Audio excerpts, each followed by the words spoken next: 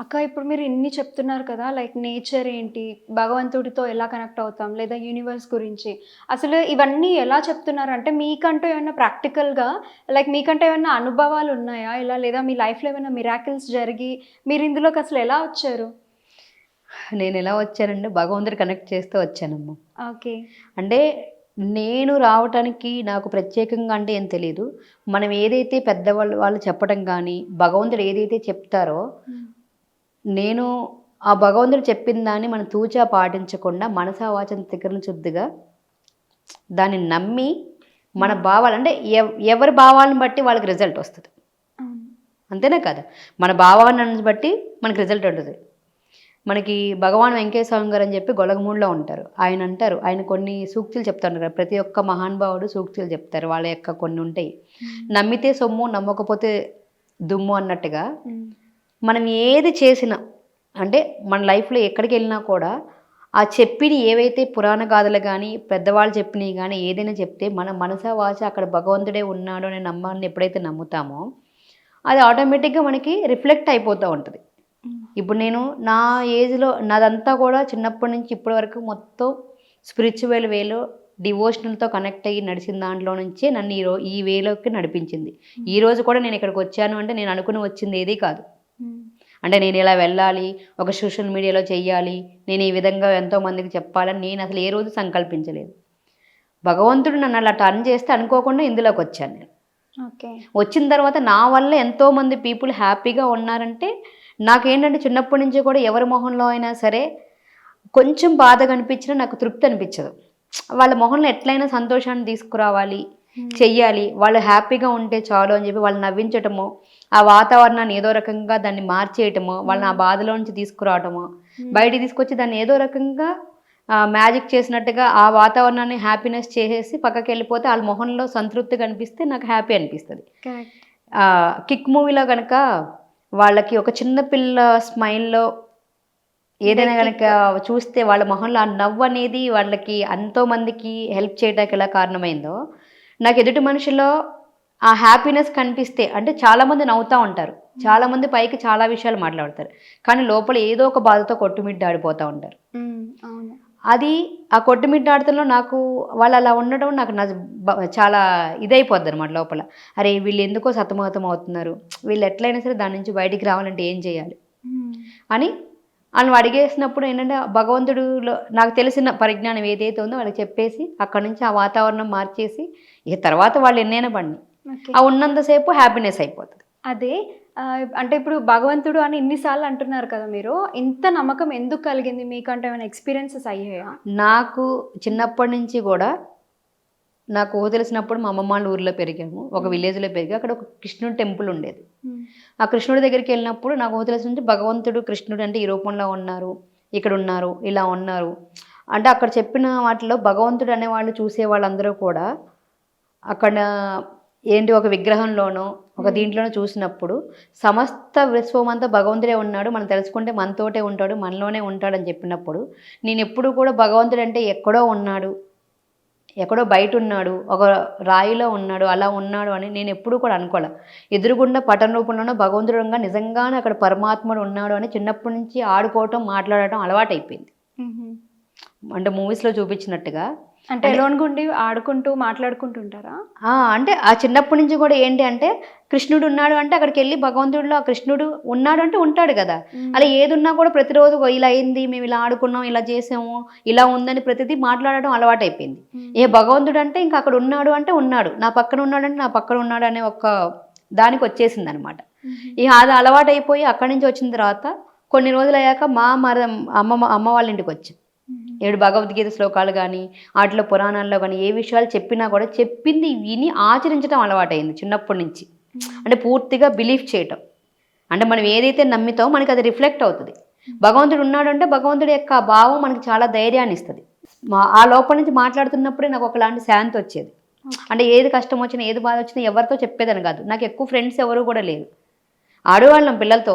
అంటే భగవంతుడే అన్నీ చెప్పుకోవాలి, అన్నీ ఆయనన్నప్పుడు ఆయనతోనే మాట్లాడితే అయిపోతది గదా! అని జెప్పి ఆయన దగ్గరే కూర్చొని మాట్లాడేవాళ్ళం. ఏది గొడవైనా ఇలా అయింది, అలా జరిగింది, వాళ్ళిలా అన్నారు, ఇది చేశారు, కొన్ని చేసింది, అదేమైనా తప్పుందా చేసిందా అంటే, అక్కడెలా చెప్పి రాంగానే నాకు లోపల ఒక శాంతొచ్చేసేది. ఇక అది అక్కడ మర్చిపోయేదాన్ని. అది అయిపోయి కొన్ని రోజులు అయిన తర్వాత మా మదర్ వాళ్ళ ఊరు తీసుకొచ్చేసుకున్నారు.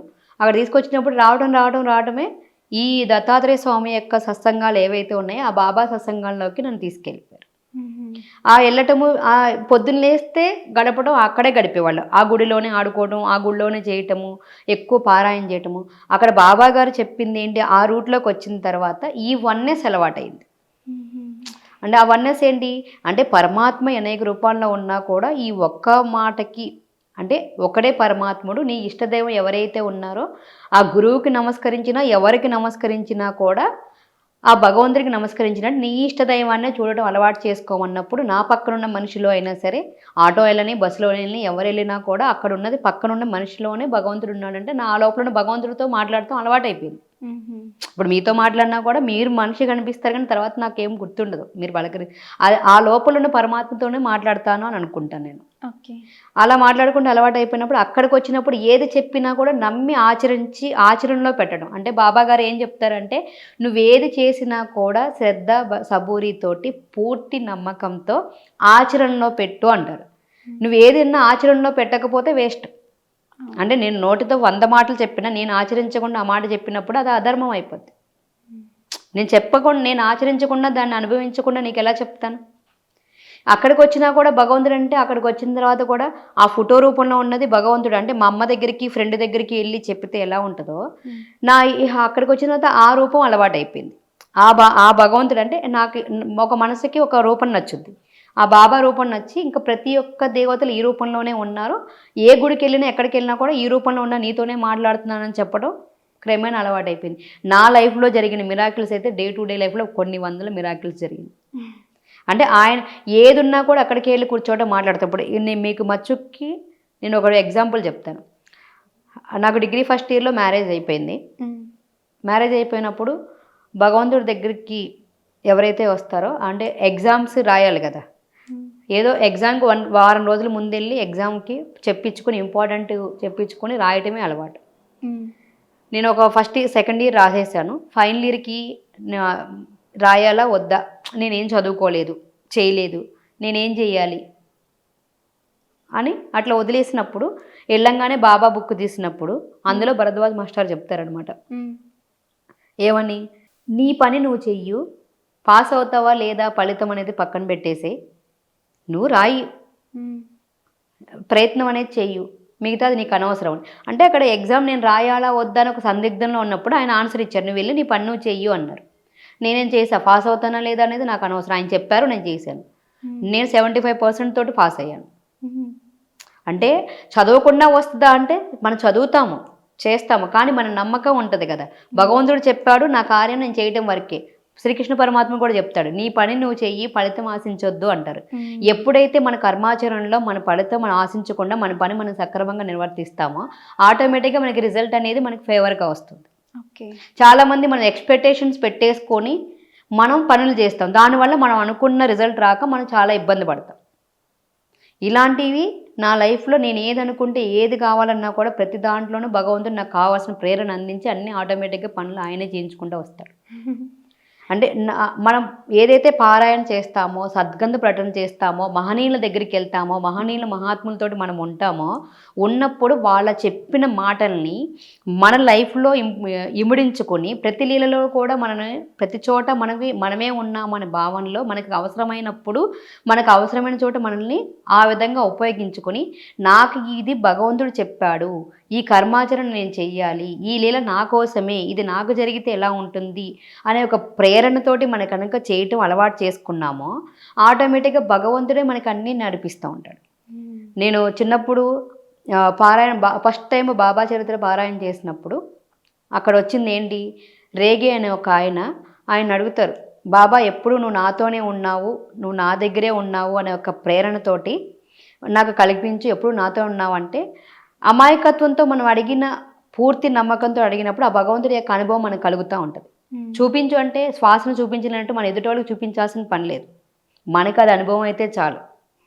దానివల్ల మన నమ్మకాల వల్ల ఎదుటి వాళ్ళకి ఏమి హామ్ జరగట్లేదు కదా. మన నమ్మకం మనల్ని శ్రీరామ రక్షలాగా నడిపిస్తుంది. నేను అదే వేలో భగవంతుడిని నువ్వు ఎప్పుడు నాతోనే ఉండి నడిపించంటే ఏ రోజు కూడా భగవంతుడు నా దగ్గరే ఉన్న ఒక ఫీలింగ్తో ఉన్నప్పుడు అర్ధరాత్రి పూట కూడా నేను 2 గంటల టైంలో ఒక ప్లేస్కి నడుచుకుంటూ వెళ్ళిన దగ్గర కూడా నేను వెళ్ళగలిగాను. ఆ నామం చెప్పుకుంటూనే నాకు ఇలాంటి కనీసం ఒక లైట్ లేదు, ఏమీ లేదు. అలాంటి ప్లేస్లోకి అక్కడికి నేను వేరే వాళ్ళ ఇంటికి వెళ్ళినప్పుడు నాకు ఇది చీకటి, భయము, వెళ్ళకూడదు, చేయకూడదు అన్న ఆలోచన కూడా తెలియదు. భగవంతుడు ఉన్నాడు, తీసుకెళ్తున్నాడు అనుకుని నేను నడుచుకుంటూ వెళ్ళిపోయాను. ఒక నమ్మకంతో మీరు అలా నడుచుకుంటూ వెళ్ళిపోయాను. అంటే నమ్మకం అంటే నా దగ్గర లేరు అన్న ఫీలింగ్ లేదు కదా. ఆయన నాతోనే చుట్టూ ఉన్నారని ఒక ఫీలింగ్లో ఉన్నప్పుడు పక్కన అమ్మ నాన్న ఉన్నారు అంటే ఎలా ధైర్యంతో వెళ్తాము? అదేవిధంగా భగవంతుడిని నేను అలా ఉన్నారు అనుకున్నప్పుడు నేను అట్లా వెళ్ళిపోయాను. వాళ్ళు అడిగారు ఎలా వచ్చావంటే భగవంతుడు తీసుకొచ్చారు. ఏది అంటే వాళ్ళు నమ్మట్లేదు. సరే ఓకే, ఎవరి నమ్మకాలు నమ్మని తర్వాత ఆయన వాళ్ళే రియలైజ్ అయ్యి ఓకే భగవంతుడు అంటే ఇంత చీకట్లో రావడం అనేది కూడా మిరాకిలే కదా. ఏమీ తెలియని పచ్చని పొలాల్లో నుంచి వెళ్తున్నామంటే అలా ప్రతిదీ కూడా ఆయన తీసుకెళ్ళబట్టే కదా. మిరాకిల్, నిజంగా మిరాకిల్. కానీ వాళ్ళు ఏమనుకుంటారంటే లేదు ధైర్యం చాలా ఎక్కువ ఉంది అని అనుకుంటారు. ఆ ధైర్యం ఎవరిచ్చాడు? భగవంతుడే ఇచ్చాడు. ఇలాంటివి ప్రతిరోజు ప్రతి క్షణం నేను ఆయన సాన్నిధ్యంలో వెళ్తూ ఉంటాం. బట్ ఎప్పుడైతే అజ్ఞానంతో ఆయన చేయిని వదిలేసి మన మనుషులతోటి మమేకమైపోయి మనుషులు సావాసం చేస్తూ, అంటే ఇక్కడ చాలామంది క్వశ్చన్ చేస్తారు, అంటే భగవంతుడిని ఉంటే మనుషులతో సావాసం చేయకూడదా, మనుషులతో మాట్లాడకూడదా, చేయకూడదా అంటే మాట్లాడొచ్చు, చేయొచ్చు. కానీ మన ప్రతి కష్టాన్ని బాధని మనం ఎప్పుడూ కూడా భగవంతుడి దగ్గరికి వెళ్ళి చెప్పి నివేదించేసి దాన్ని అక్కడితో మనం వదిలేస్తున్నాము. ఎప్పుడైతే మన పక్క మనిషి దగ్గరికి వెళ్ళినప్పుడు మన కష్టాలు బాధల్ని వాళ్ళకి వ్యక్తం చేసి చెప్పినప్పుడు మనం ఏం చేస్తున్నాము, ఆ కర్మలన్నీ కూడా తీసుకెళ్ళి ఆ మనుషులతోటి మమేకం అవుతున్నాం. వాళ్ళ స్నేహంలోకి వాళ్ళ యొక్క ఇంపార్టెన్స్కి లోనైపోయి భగవంతుడిని పక్కన పెట్టేస్తాం. అప్పుడు పక్కన పెట్టేసినప్పుడు ఆ భగవంతుడు దూరం చేయడు, మనం భగవంతుడికి దూరం అయ్యి మనం అనేక కష్టాలకి గురవుతాం. అది తెలిసేసరికి చాలా సమయం అయిపోతుంది. కరెక్ట్. వాళ్ళకి వీళ్ళకి చెప్పుకుంటాం కానీ దేవుడికి దేవుడా నా బాధ అని చెప్పుకోలేము 100%. ఇప్పుడు మనకి చిన్నప్పటి నుంచి ఏ కష్టమో తెలియకుండా ఎన్ని సమస్యలు వచ్చినా ఎన్ని బాధలు వచ్చినా కూడా కనీసం కించెత్తు బాధ కూడా తెలియకుండా భగవంతుడిలోని అన్ని అవలీలగా దాటేసినప్పుడు ఏదైనా ఒక్కసారి చిన్న సమస్యకే మనం బాధపడిపోతున్నాము అంటే భగవంతుడిని పక్కన పెట్టేశాం, పక్కనున్న మనిషికి ప్రయారిటీ ఇచ్చాం. అంటే నీ ప్రెజెన్స్లో నేను ప్రతిదీ కూడా నీకు చెప్పుకోవడం అలవాటు అయిపోయింది, నీతో మాట్లాడటం అలవాటు అయిపోయింది. భగవంతుని పట్టించుకోవడం మానేశాం. ఓకే, భగవంతుని పట్టించుకోవడం మానేసినప్పుడు మనం భగవంతుడు అక్కడే ఉంటాడు, మనం ఎప్పుడు వెళ్తే అప్పుడు వెళ్తాడు. మళ్ళీ మన కర్మ అంతా కరిగిపోయినప్పుడు చేసినప్పుడు మనకు ఆ బుద్ధి వికసించినప్పుడు మనం చేసిన తప్పుకి పశ్చాత్తాపడితే మళ్ళీ ఆయన మన చేయి పట్టుకుని నడిపిస్తాడు. అప్పటికే చాలా లేట్ అయిపోతుంది. కానీ అది మన కర్మబంధంలో భాగంగానే మనం తెలియకుండానే మన అజ్ఞానంతో మన చేతులారా చేసుకుంటాం. ఇలాంటివన్నీ కూడా ఎక్స్పీరియన్స్తోనే వస్తాయి. ఎవరికి ఇవి నిరూపించాల్సిన పని కూడా లేదు. అంటే శ్వాసను ఎలా అయితే చూపించలేమో భగవంతుడి యొక్క అనుభవాలు కూడా ఎవరి అనుభవాలను బట్టి ఎవరి భావాలను బట్టి వాళ్ళకి ఫలితాలు వస్తాయి. అది ఏంటంటే అది ఇంకొక ఎవ్రీ పర్సన్ యూనిక్ ఎలా అయితే అవుతాడో ఈ యూనివర్స్లో ప్రతి మనిషి యొక్క అనుభవాలు ఎవరికి వాళ్ళకే సొంతం. అంటే ఇట్లాగే మనం ఏవైతే భావాలు ఉన్నాయో ప్రతి ఒక్క మనిషి భావాన్ని అనుసరించి కూడా ప్రతిదీ కూడా రిజల్ట్ అనేది మనకు వస్తుంది. ఇది ఎవరికి నిరూపించాల్సిన పని లేదు, చేయాల్సిన పని లేదు. ఎవరికి వాళ్ళు సొంతంగా మన అనుభవం చేస్తే అది అవుతుంది. మనకి ఎవరైతే భగవంతుని దర్శనం కావాలి, చెయ్యాలి, ఆయన పొందాలి అనుకున్నప్పుడు మనకి భగవంతుని ఎంతోమంది మహాత్ములు భగవంతుని ఎలా చూడాలి, ఎలా ప్రేరణ పొందాలి, ఎంతోమంది మహనీయులు మనకు చూపించారు. వాళ్ళని మనం కరెక్ట్గా ఫాలో అయితే ఆ భగవంతుని యొక్క తత్వాన్ని మనం ప్రతి క్షణం అనుభవించవచ్చు. నా లైఫ్లో డే టు డే లైఫ్లో చాలా మిరాకిల్స్ జరుగుతాయి. అది చెప్తే పెద్ద గ్రంథాలే రాసుకోవచ్చు. ఓకే, కానీ ఎందుకు అంటే అది అవసరం. నేను ఎక్కడా కూడా నేను చెప్పను. ఎందుకు చెప్పనంటే అది భగవంతుడికి భక్తునికి అనుసంధానమైంది అన్నట్టుగా భగవంతుడికి నాకు ఉన్న అనుబంధాన్ని ప్రతి మందికి ఎందుకు చెప్పుకోవాలి? ఎవరికైతే ప్రాబ్లం ఉంది, బాధ ఉంది అంటే భగవంతుని ఎలా వెళ్ళాలి, ఆ యూనివర్స్తో ఎలా కనెక్ట్ అవ్వాలి, ఏం చేస్తే నువ్వు అక్కడికి రీచ్ అవుతావు అనేది అవసరమైతే ఆయన చెప్పిస్తాడని నేను అనుకుంటాను. అందుకే ఎన్నున్నా కూడా ఈరోజు మన ప్రేక్షకుల కోసం మీరు అడిగారు కాబట్టి అందులో సూచాయిగా 2-3 విషయాలు మీకు చెప్పాను. అంతేగాని ఇదేదో మళ్ళీ మనకి సెల్ఫ్ డబ్బా చెప్పుకోవాలి, మనకేదో చెప్పుకోవాలి, మన గురించి తెలియాలి అనే విషయంతో నేను ఇంట్లో వాళ్ళకు కూడా ఎవరికి కూడా నా అనుభవాలు ఎవరిని కూడా నేను షేర్ చేయను. ఎందుకంటే ఆయనకి తెలిస్తే చాలు. అంటే చాలా మంది మనం ఏంటంటే ఎక్కడెక్కడికో తిరుగుతాం. ఒక్క భగవంతుడి యొక్క సంకల్పిస్తే ఆయన యొక్క అనుగ్రహం మన మీద ఉంటే ఆయనతో కనెక్ట్ అయితే సమస్త సృష్టిలో మనకు కావాల్సినంత ఆయనే అందిస్తాడు. ఓకే. ఇది నేను పూర్తిగా బిలీవ్ చేస్తాను.